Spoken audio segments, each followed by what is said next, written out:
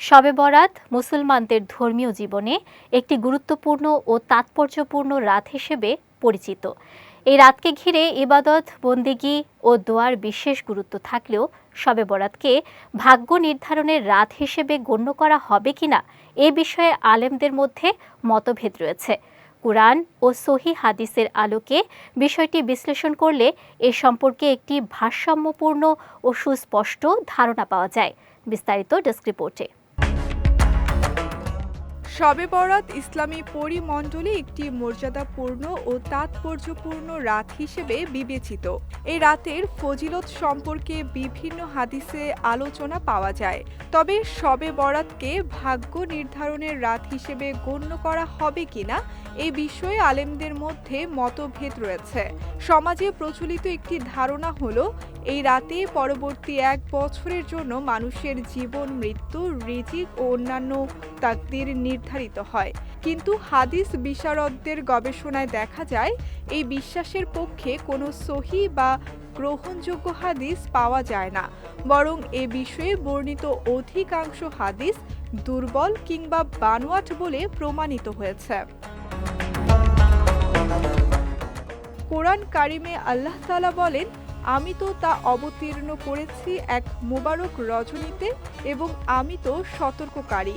এই রজনীতে প্রত্যেক গুরুত্বপূর্ণ বিষয় স্থিরীকৃত হয়। এই আয়াতে উল্লিখিত মোবারক রজনী কোন রাত তা নিয়ে তাফসীরবিদদের মধ্যে মত পার্থক্য রয়েছে। তাবিয়ে ইকরিমাহ রহমতুল্লাহি আলাইহি এই আয়াতের ব্যাখ্যায় একে মধ্য শাবানের রাত বলে উল্লেখ করলেও প্রখ্যাত তাফসীরকার ইমাম তাবারি রহমতুল্লাহি আলাইহি এ মতকে গ্রহণযোগ্য মনে করেননি। তার মতে এখানে মোবারক রজনী দ্বারা লাইলাতুল কদরকেই বোঝানো হয়েছে। ইমাম তাবারি রহমতুল্লাহি আলাইহি তার ব্যাখ্যার পক্ষে কোরআনের অন্যান্য আয়াতের প্রতি ইঙ্গিত করেন, যেখানে স্পষ্টভাবে বলা হয়েছে যে কোরআন রমজান মাসে নাজিল হয়েছে। যেহেতু লাইলাতুল কদর রমজানের মধ্যেই অবস্থিত এবং কোরআনে একে বরকতময় রাত হিসেবে বর্ণনা করা হয়েছে, তাই লাইলাতুল মুবারাকা ও লাইলাতুল কদর একই রাতের দুটি উপাধি বলে অধিকাংশ পরবর্তী মুফাসসির অভিমত দিয়েছেন।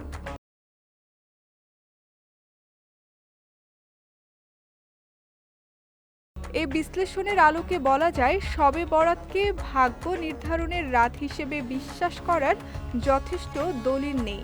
তবে হাদিসের আলোকে এই রাতে নফল ইবাদত, কোরআন তিলাওয়াত, দোয়া ও আল্লাহর কাছে ক্ষমা প্রার্থনা করা প্রশংসনীয়।